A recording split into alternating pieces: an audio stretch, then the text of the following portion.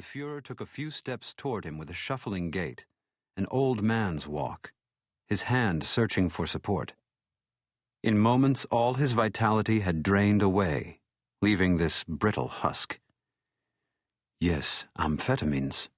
Time for another dose.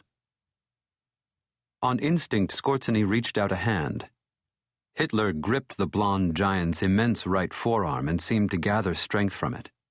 Or perhaps this weakness was a ploy to elicit Skorzeny's sympathy.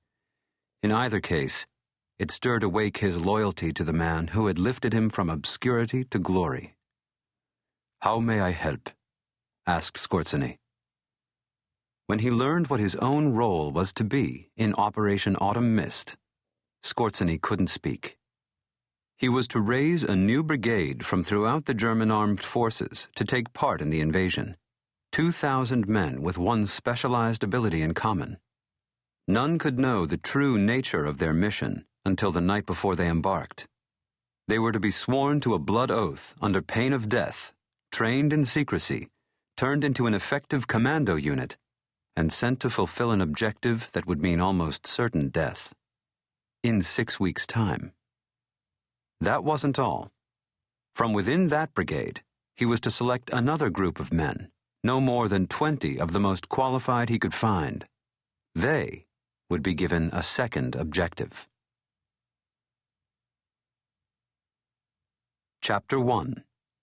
Grafenwohr, Bavaria, Germany, November 3rd, 1944.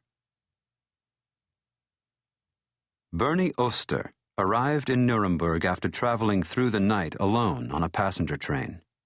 He carried classified stamped orders handed to him the previous day by his commanding officer in Berlin. He had been told to pack nothing and change into civilian clothes before soldiers escorted him directly from that meeting to the train.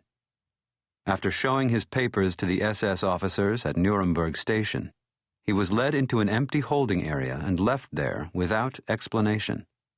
At noon, after a dozen other men had joined him in isolation, they were loaded into the back of a blacked-out transport truck. They were ordered to keep silent. The men exchanged only wary looks and nods. None of his fellow passengers wore uniforms either, but Bernie surmised from their appearance and manner that they were all soldiers or sailors. Sitting alone in a corner, he chain-smoked cigarettes, wondering where the other men had come from, what they all had in common.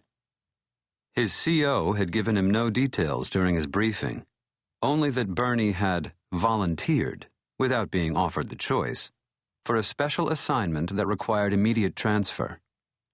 15 hours and hundreds of kilometers later, he found himself in a part of Germany he'd never seen before. Soon after they started driving, the most agitated passenger blurted the questions they were all thinking.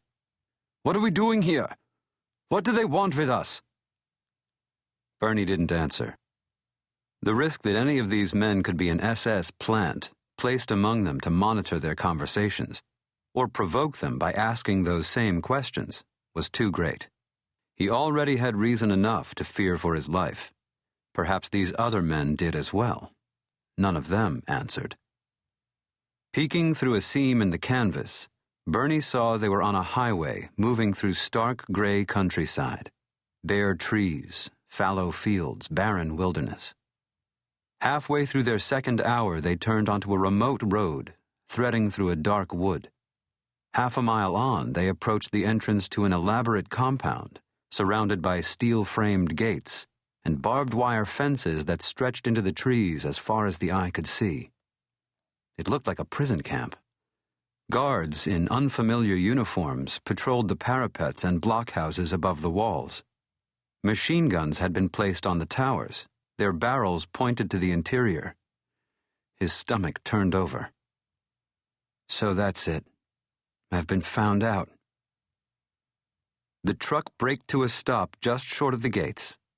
The back canvas parted, and 2 armed guards waved the passengers out at the point of a bayonet, their eyes flinching at daylight after the long, dark ride. An SS officer waited to escort them through the open gates. Bernie noticed that the guards on the walls and towers all had broad Slavic features. He heard an exchange between 2 of them and some unfamiliar